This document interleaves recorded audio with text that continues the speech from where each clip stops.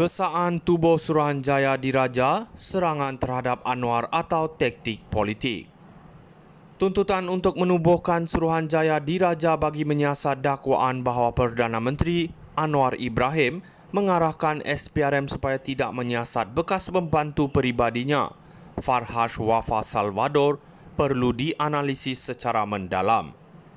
Adakah ini benar-benar isu ketelusan atau hanya satu lagi percaturan politik oleh pihak pembangkang? Gesaan ini yang dikemukakan oleh Armada Sayap Pemuda Bersatu muncul selepas laporan Bloomberg mendakwa bahawa Anwar telah mencampuri urusan SPRM. Namun, persoalan utama adalah sejauh mana dakwaan ini berasas atau hanya bersandarkan sumber yang tidak jelas. Sebagai pemimpin pembangkang, Bersatu tentunya mempunyai kepentingan untuk terus menekan kerajaan madani pimpinan Anwar, dan isu ini kelihatan seperti senjata politik yang mudah digunakan. Dakwaan bahawa Anwar juga mengarahkan siasatan terhadap tokoh-tokoh politik seperti Daim Zainuddin dan Dr. Mahathir Mohamad menambah lagi elemen sensasi dalam cerita ini. Apabila kita melihat kembali sejarah politik Malaysia, percubaan untuk mengaitkan pemimpin-pemimpin besar dengan tuduhan salah guna kuasa bukanlah perkara baru. Ia sering digunakan sebagai taktik untuk melemahkan kredibiliti pihak lawan. Namun kita tidak boleh mengabaikan gesaan untuk siasatan yang telus. Sekiranya benar Anwar mengarahkan SPRM untuk melindungi bekas pembantunya, tindakan tersebut akan memberi impak besar terhadap integriti pentadbirannya.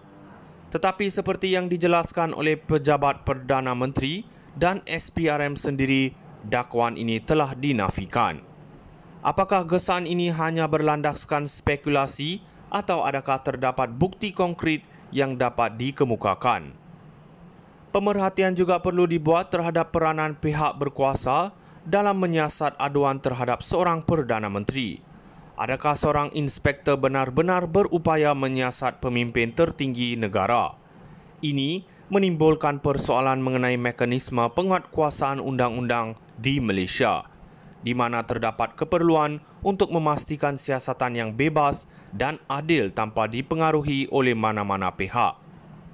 Akhirnya, gesaan untuk menubuhkan Suruhanjaya diraja mungkin dilihat sebagai langkah penting dalam memastikan ketelusan, tetapi ia juga tidak boleh digunakan sewenang-wenangnya untuk menimbulkan ketidakstabilan politik. Rakyat perlu memantau perkembangan ini dengan bijaksana tanpa terjerumus ke dalam perangkap naratif politik yang bertujuan menjatuhkan individu atau parti tertentu. Gesaan tubuh Suruhanjaya diraja, serangan terhadap Anwar atau taktik politik.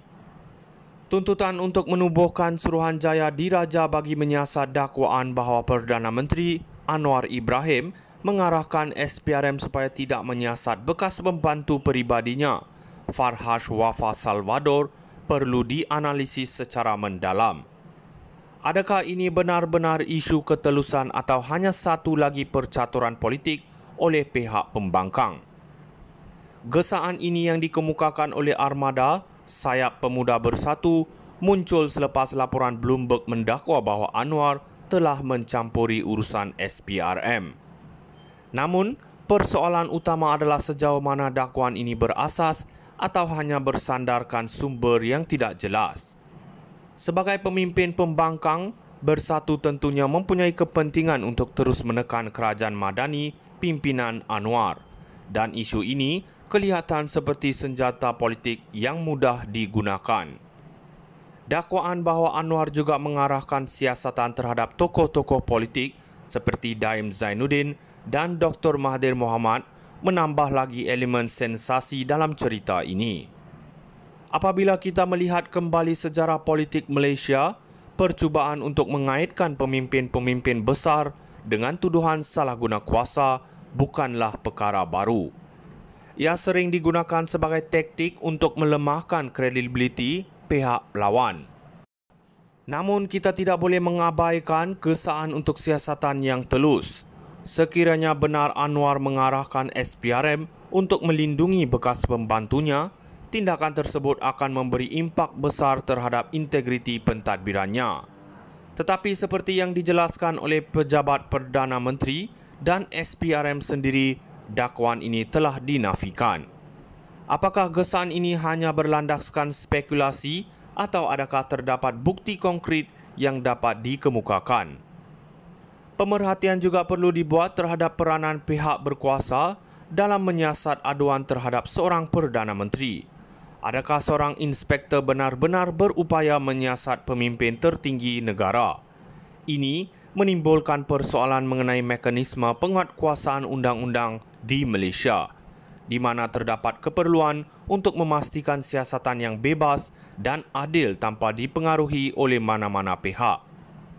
Akhirnya, gesaan untuk menubuhkan Suruhanjaya Diraja mungkin dilihat sebagai langkah penting dalam memastikan ketelusan, tetapi ia juga tidak boleh digunakan sewenang-wenangnya untuk menimbulkan ketidakstabilan politik.